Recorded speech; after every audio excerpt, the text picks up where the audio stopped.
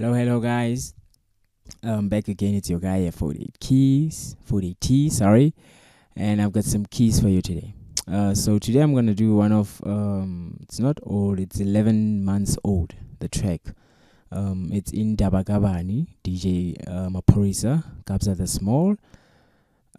This is a very complicated.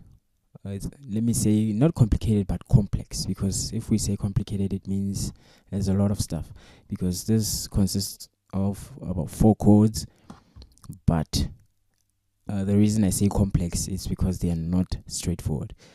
They are rootless voicing. Some of them, it's not chords that you can easily guess.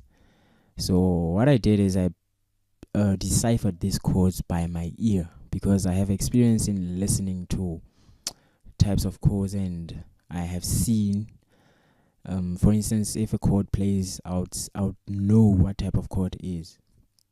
So let me play the chords for the first time, and then second time slow, and then third time I break it down, and then we end this session.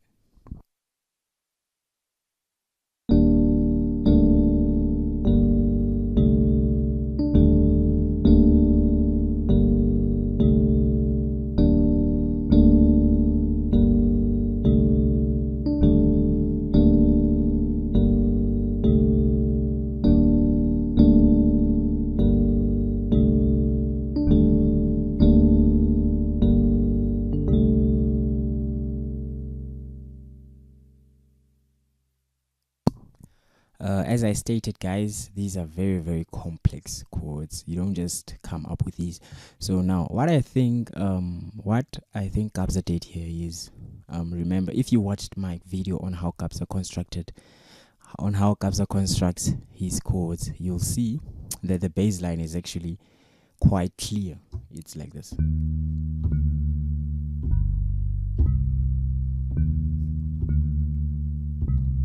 Sorry. So now one of the techniques that still remains is that he built chords on one chord. So he stacked up a lot of notes on one chord. Like, look at the G minor chord, right? The first chord, it's a rootless one, as you can see.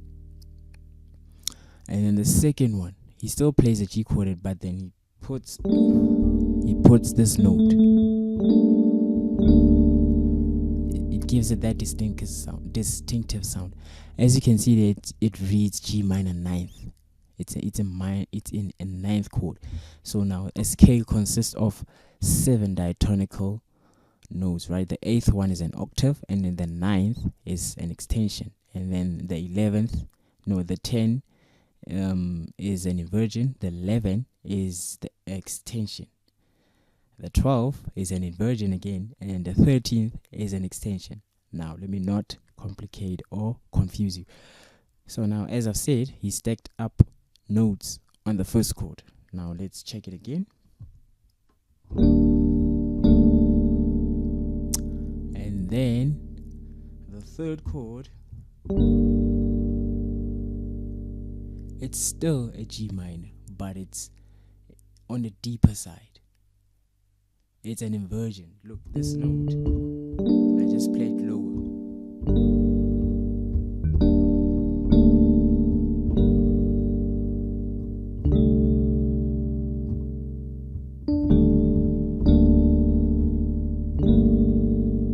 You see, it's still the same.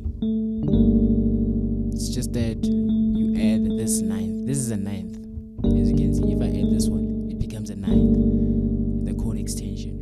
And then the last note, it's a C add 9, like a C major, and then I add 9. This is the 9. How do I know? Let me make an example using the C major scale, right?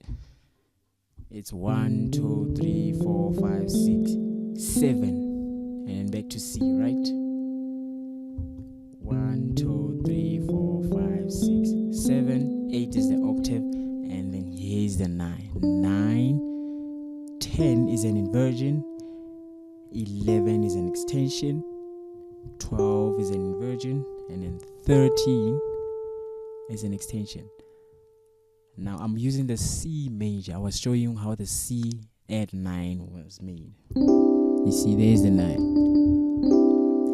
It doesn't change how the chord sounds. It gives it that richness. Let's go back to the track and play it once more again.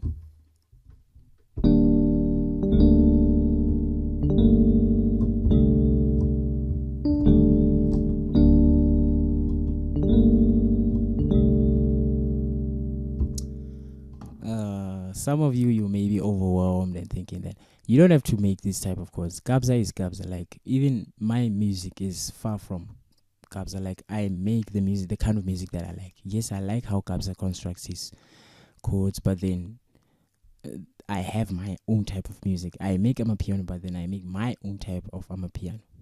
But thank you guys for tuning in. If this was your first time, hit the subscribe button. I'm out.